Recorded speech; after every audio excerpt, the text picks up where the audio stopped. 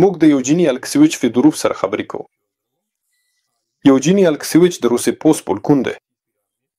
یوجیني الکسیویچ د اقتصاد په برخه کې کاندید دی. د روسي پارلمان د ښکته خونې غړی، د دولتي دوما د بودیجې او مالیاتو کمیټې غړی او د روسي فدراسیون اصلي دولتي سلاکار دی. دا زموږ لومړی مرکه نه ده. موږ له تاسو سره ډیر ویډیوګانې ثبت کړي دي شاوخوا 10 کاله مخکې. او ولې زه نن ستاسو خواته راغلم همدا په 2015 کال کې هو، نن د 2015 کال جون میاشت ده. ځکه چې ستاسو ډېرې وړاندوینې او اټکلونه سم ثابت شول. نه ټول نسل په سلو کې، خو بیا هم ما ستاسو وړاندوینې له ډېرو نورو سیاستوالو شنونکو او د یوټیوب چپو سره پرتله کړي دي. یعنې له بېلابېلو خلکو ما له ټولو سره پرتله کړې ده. او دا څرګنده شوه چې ستاسو د پخواني وړاندوینو سلنه ډېره لوړه ده. ته تر هر چا غوره. تاسو د هغه څه په اړه ډیر څه لرئ چې اوس پېښیږي. یعنې هغه څه چې تاسو وړاندوینه کړې وه په بشپړه توګه په جزوي ډول سمه ده.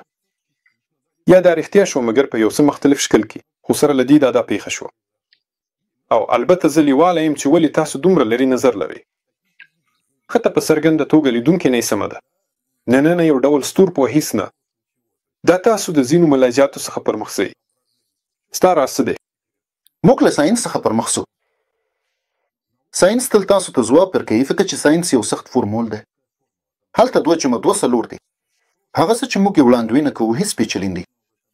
هر انسان چې دا طریقه زده کړي، او همدلته موږ د ملتونو د سیالۍ د ساینس پر طریقه تکیه کوو، د انسانیت د تاریخي جوړښت پر اصولو چې انسان څنګه په ځمکه کې ژوند کوي، د خلکو ترمنځ د دولتونو ملتونو ترمنځ اړیکې څنګه دي، او لاندې عمله په گرفتاري الګوریتم کې انګیزې د ټولو لپاره یو شان دي.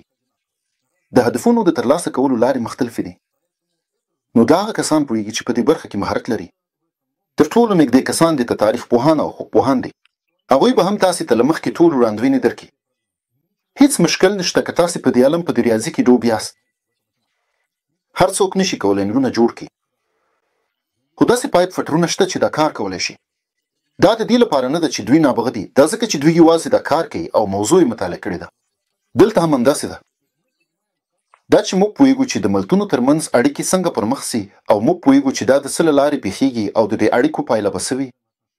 تاسو دا په څه اساس کوئ؟ د ملتونو سیالۍ. دا څه شی دی؟ راځئ چې وکړو ملتونو سیالۍ ته وړي. هی د ځمکې پر مخ خلک په هغو ټولنو کې ژوند کوي چې قبیلې بل کېږي چې وروسته ایالتونه دي. اوس ورته ملتونه ویل کېږي. ښه ایالتونه ملتونه. دلته څاروي دي. دوی په ځینو رمو کې ژوند کوي، په غرونو کې، په ځینو ښوونځیو کې. دا د دې د ژوند بیان ده. او دا ښه ډول ټولنې د یو بل سره سیالي کوي. دا سیالي ده د ژوند په چاپېریال کې هو په طبیعت کې سیالي. دلته یو سړی له دې مخکې په ایالتونو ملتونو او قبیلو کې د سیالۍ له لارې ژوند کوي. ښه د هغه دولت دی که موږ یې د څارویو نړۍ سره پرتله کوو، دا یو ډول ډله ده. سمه ده. د مچیو یو ډله، یا دا د لیوانو یو ډله ده. دا د میږیانو غونډۍ وګڼئ. نو دا انسان که وغواړو ساده وایو په همدې میږیانو غونډۍ کې ژوند کوي او له نورو میږیانو غونډیو سره سیالي کوي. او د ارتقا په نتیجه کې نن سبا له دغسې میږیانو غونډیو څخه یو نه پرې پاتې دي. یعنې تاسې ټول دولتونه حساب کړه، او هغه چې د ملګرو ملتونو سره ثبت دي. سمه ده. څه نو دا د ملتونو ترمنځ سیالي ده. خو دا د ملتونو سیالي ده. او له همدې ځایه د بشریت ټوله ژوند دا پرله پسې جګړې دي. د دې سیالۍ روښانه مثال همدا جګړې دي. تاسو هر تاریخي کتاب راواخلئ او هلته معمولا په پای کې د تاریخي پیښو لنډیز لیکل شوی وي، او هلته به تاسو ته یوازې د جګړو لړلیک ښکاري. جګړه کوتاه نسکورول، جګړه انقلاب. دا د ملتونو د سیالۍ متمرکزه څرګندونه ده چې د سیالۍ مبارزې تر ټولو لوړې بڼې په بڼه د جګړو په بڼه. ټولې جګړې یوازې د سیمې لپاره دي. یعنې جګړې د سیمې لپاره نه دي، منځګړي هم شته. دوی نه دي، معمولا دومره لوی نه وي. هره لویه جګړه د سرحدونو د بدلون یا نه بدلون پایله ده، او که بدلون نه وي نو بیا د کومې سیمې پرېښودل دي. یعنې دا هماغه مبارزه ده لکه څنګه چې حیوانات د خپل ژوند د سیمې یا د کنټرول د ځای لپاره جنګیږي، چیرته چې مثلاً یوه رمه دا سیمه په بشپړه توګه کنټرولوي. هذیک لفت و سفر 15. یعنې ملتونه یو له بله سره سیالي کوي او د سیمې محصول د سیمو ترمنځ سیالي ده. د بقا لپاره. ښه په اصل کې دا د بقا خبره ده، لکه د څارویو په څېر. البته وګوره دا بالکل یو شان دی. د بقا لپاره یعنې څوک به ژوندي پاتې شي، څوک به لکه څنګه چې څوک به جذب او تابع کړي. ژوندي به پاتې شي. خو څرنګه چې یو ملت د هغو چینجیانو د غونډیو په څېر دی چې موږ یې په اړه بحث وکړو، نو په همدې اساس دا د فعالیت قوت دی. خلک په اصل کې هر ځای کې یو شان دي، که دلته وي که په انګلستان کې که په فرانسه کې. خو همدا د دوی ټولنه ده چې اصلا د سیالۍ اصلي حلقه د همدا ټولنه، او په همدې اساس د سیمې پراخوالی دا ټولنه ته دا اجازه ورکوي چې بدلون مومي، نور خلک هم جذب کړي، که هغوی د دې ټولنې د قوادو له مخې لوبه کولو ته چمتو وي. او په دوهم یا درېیم نسل کې به دوی لا د مخه هیر کړي چې دوی تېر شوي وو. نو د ملي ټولنو د بقا لپاره مبارزه د ملتونو سیالي ده. هو د ځمکې په ټوله خاوره ویشل شوې ده. په همدې اساس که تاسو غواړئ لوی شئ، نو تاسو باید دا له یو چا څخه واخلئ. ولې موږ همکاري نشو کولی؟ ځکه چې د انسان او په ټوله کې د هر ژوندي موجود انګیزه سیالتي پراختیا ده. او ښایي امکان لري چې لیوه له پسونو سره همکاري وکړي، نظریاتي ډول پسونه وڅاري او د هغوی له شیدو ځان ته خواړه برابر کړي. خو په طبیعت کې داسې نه ده. دا ژوند دی. راځئ داسې وایو خدای یا بل څه ژوند همداسې جوړ کړی لکه څنګه چې دی.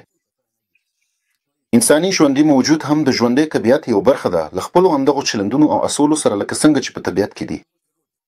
مغز هغه وسیله ده چې انسان له نورو ژوندي موجوداتو لکه پړانګ، لیوه یا خرس څخه جلا کوي او ځانګړی کوي. هغوی هم مغزه لري. د اغېزمنتوب مختلفې درجې، خو پنجرې، غاښونه، غوږونه شته او بیا یو پیاوړی دماغ هم شته. ښه هدف په اصل کې نه بدلیږي، سمه ده. دا او هغه څه دي چې ټول ژوندي موجودات د هغه لپاره ژوند کوي، د هغه لپاره انسان هم ژوند کوي. دا هغه څه دي چې زه ورته پام کوم. تاسو وګورئ، دا هغه څه دي چې هر ژوندی شی د دې لپاره ده چې یو شخص کلتوري برخه رامنځته کړي. خو دا د پام وړ ده، البته د ژوندي موجوداتو په پرتله زر ځله لوی هو. خو په اصل کې دا معنی او هدف نه بدلوي. دا یو اضافه دی، د اساس لپاره یو اضافه. هو دا تختونه هدف نه بدلوي. دا په ځانګړي ډول د ملتونو د سیالۍ مبارزې لپاره رښتیا کېدای شي په یو ملت کې د یو فرد لپاره امتیازي مقامونه وي. هغه کېدای شي شاعر وي، لیکوال وي. ټول خلک یې خوښوي. خو دا د کلتوري برخې پیاوړتیا کوي او کلتوري برخه د ملت مقام لوړوي. او د ملت د مقام لوړوالی د همدې ملت د سیالۍ مبارزې لپاره ګټور تماموي. له همدې امله ملتونه په اصل کې له خپلو کلتوري شخصیتونو سره مینه لري، ځکه چې په جیوپولیټیک تاریخي لحاظ یو غوره کلتوري شخصیت د یو سرتیري په پرتله د ملي واکمنۍ هدف ښه ترلاسه کوي. ښه راځئ چې وایو چې دوی خپلې جلا لارې ته ځي. یو سرتیری خپله دنده لري، یو کلتوري شخصیت خپله دنده لري، مختلفې ساحې. خو د دولت لپاره په اصل کې دا د خپل نفوذ د پیاوړتیا لپاره یو واحد ځای دی. هر لوی دولت او په ځانګړې توګه یو امپراتوري د دولت جوړونې د راتلونکي پړاو په توګه غواړي پراختیا ومومي. دا اساسي اصل دی، اساسي اصل پراخون. کله چې ته خپل ځای ونیسي چیرې چې ته فزیکي سرحدونه لري، هلته مثلاً په دې سیمه کې په اوراسیا کې ته خامخا بلې وچې ته لاس اچوي. دا اصل دی. او د لارې همدا اصل د شوروي اتحاد هم ونې هغه هلته ناس اچاو، په ټوله نړۍ کې انقلابونه جوړول. په افغانستان کې د همدغه اصل له مخې، نه یوازې په افغانستان کې بلکې په لاتینې امریکا کې او هر ځای او په افریقا کې هم.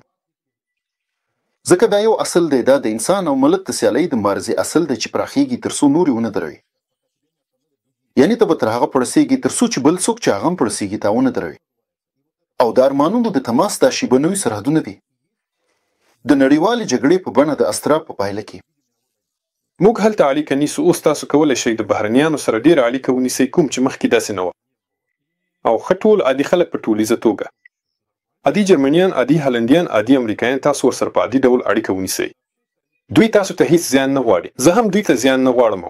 خو دا په سمه توګه دولت دی، د یو سیستم په توګه چې دوی ورسره په ټکر کې راځي.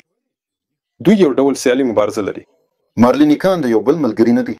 او خو که موږ خلک په نورمال ډول له یو بل سره اړیکه ونیسو او له یو بل څخه شکایتونه لرو، نو څه باید وکړو؟ خو دولت ته دا ستونزه شته او موږ مختلفو دولتونو ته اړه لرو. څه وکړو؟ ژوند وکړو. په دې ژوند کې د همدې ژوند د اصولو سره سم ژوند وکړو. که تاسو نه غواړئ چې ستاسو په نسل کې ستونزې وي، نو دا معنی لري چې د انساني ټولنې لخوا میکانیزمونه جوړ شوي دي. لکه د بیلګې په توګه غله، دوی هم خپل د اړیکو اصول لري، سمه ده. خو دوی هلته یو بل وایي او وژني، مګر دوی ځینې مقررات لري. او دا قوانین د مثال په توګه دوی وایي د دې قوانینو رسمونه په دوی کې رامنځته شوي دي.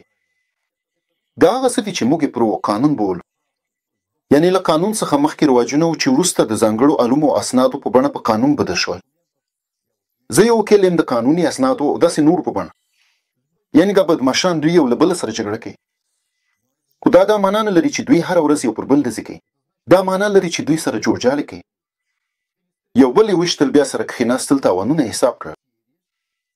حساب یې وکړه چې یو څه کولی شي بل څه کولی شي باندې او بیا یې جوړجاړی وکړه د سړک په دې غاړه کې تاسو لوټ کوئ باج راټولوئ په دې خوا کې زه لوټ کوم باج راټولوم له دوکانونو څخه راټولم او بس جګړه پای ته ورسېده بیا تضادونه راټول شول یو له دوی څخه پرېکړه وکړه چې هغه لا دم ښخ و هغه هلته 1500 غله نه لري بلکې زر تنه لري او بیا یا بله کلمه هو یا بل کلمه بیا جګړه چې بیا پرې موافقه وشوه په اصل کې د انسانیت میکانیزم دا ډول کار کوي یوازې د قانون بلکې دا د یوې نړیوالې جګړې موافقه ده که موږ د قانون په اړه وغږیږو د ملتونو د سیالۍ په اړه د قانون په بڼه د هغې د سازمان بڼې په اړه تاسو د دې په اړه ځوابونه ترلاسه کوئ چې اوس باید څه وشي نه یوازې هغه څه چې رومي امپراتورۍ 2000 کاله دمخه وکړل بلکې هغه څه چې اوس باید وشي ته پوهېږې ځکه چې یوازې یو سیستم شتون لري دا ټول یو شان دي لکه څنګه چې دا معلومه شوه هر څه یو شان دي په طبیعت کې د خلکو ترمنځ د غلو ترمنځ د دولتونو ترمنځ ټول یو شان دي اصل یو شان دی او د هر چا عمل یو شان دی